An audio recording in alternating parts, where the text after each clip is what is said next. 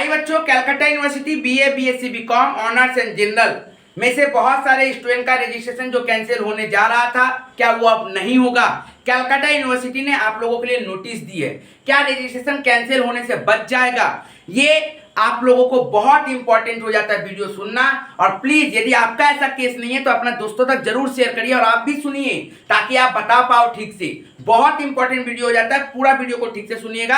अभी कलकत्ता यूनिवर्सिटी ने नोटिस दी है, आप लोगों को ये नोटिस को ठीक से देखना पड़ेगा और समझना पड़ेगा। नोटिस देखिए कलकत्ता यूनिवर्सिटी ने दी है, यहाँ पे देखिए 2 तारीख का नोटिस है, ठीक है ना। उसमें नोटिस में क्या बोल रही है कलकत्ता यूनिवर्सिटी कि जो भी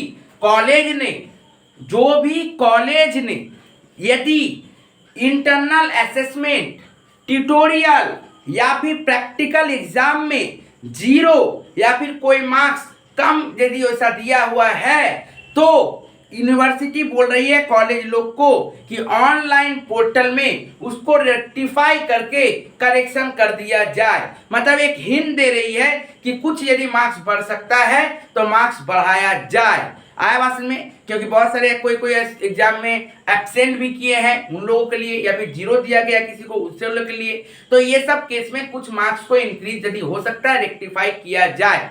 तो ये कलकत्ता यूनिवर्सिटी ने सारे कॉलेज को नोटिफिकेशन दे दी है। इसका मतलब इसमें किसका किसका था? सेमिस्टर 1 का था, 3 का था और 5 का था।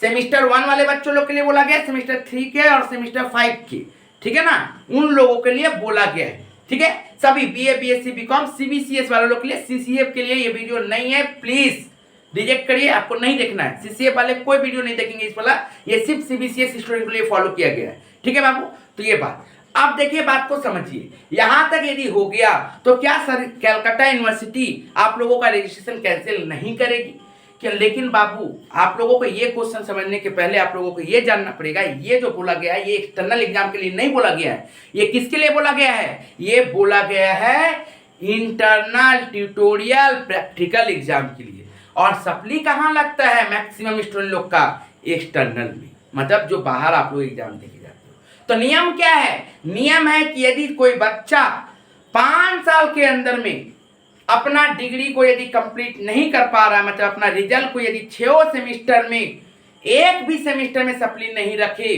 5 साल के अंदर में, यदि 6 सेमिस्टर का टोटल 6 सेमिस्टर का आउट ऑफ 6 सेमिस्टर में कहीं पे भी सप्ली नहीं रहे 5 साल के अंदर में, तभी उन लोगों का रजिस्ट्रेशन कैंसिल नहीं होगा।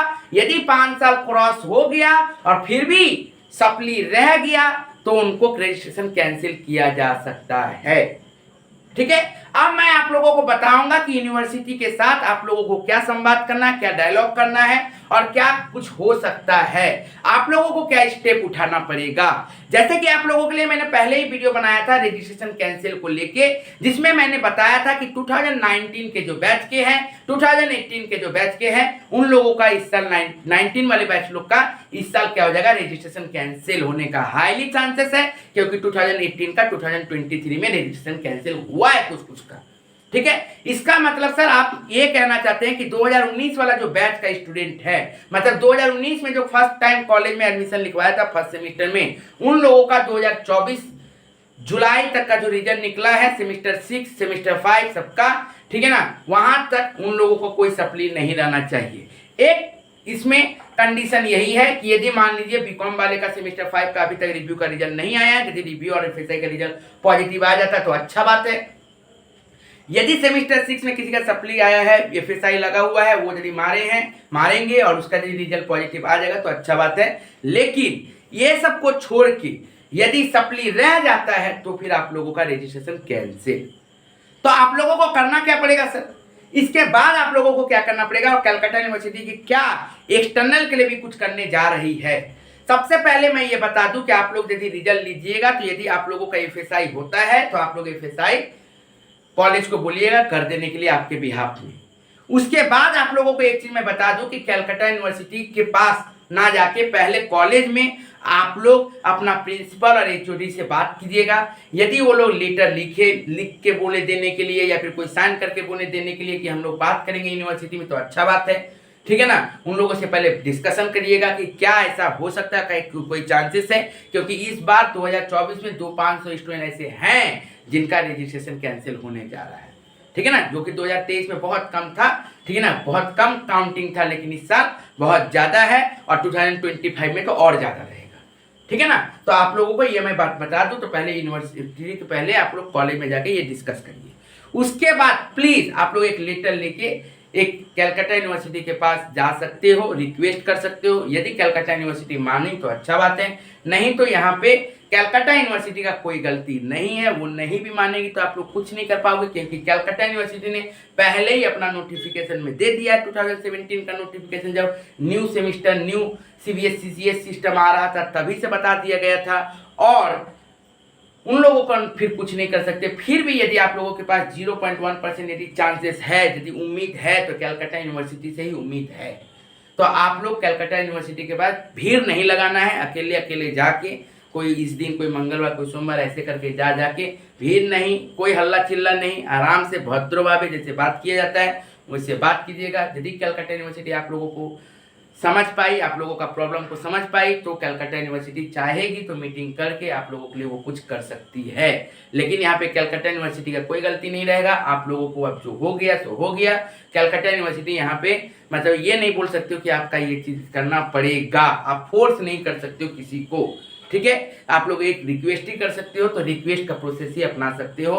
कलकत्ता यूनिवर्सिटी से भी हम बोलेंगे, और हम साथ ही साथ बहुत सारे जो कॉलेज के प्रोफेसर है, HOD है, प्रिंसिपल है, उन लोगों से भी रिक्वेस्ट करेंगे कि प्लीज़ आप लोग थोड़ा इस बात को रेस करिए और बोलिए कि दिया जाए, क्योंकि बहुत सारे ऐसे स्टूडेंट हैं 2024 में, बहुत सारे ऐसे स्टूडेंट जिनका सप्ली लगा हुआ है और मतलब 5 साल भी ओवर हो गया, तो उन लोगों को समय दिया जाए। क्योंकि पार्ट वाले जो बच्चे हैं 1+1+1 वाले बच्चे हैं, उन लोगों को अभी भी समय दिया जा रहा है। मैं जानता हूं कि क्योंकि उन लोगों का नोटिफिकेशन वैसा लिखा हुआ नहीं था, तो CU ने जो गलती कर चुकी थी उस गलती को ना दोहराया जाए, इसीलिए CBCSE वो नोटिफिकेशन दे दिया गया है, और CCA फिर के लिए 4 ईयर + 3 ईयर दिया गया है।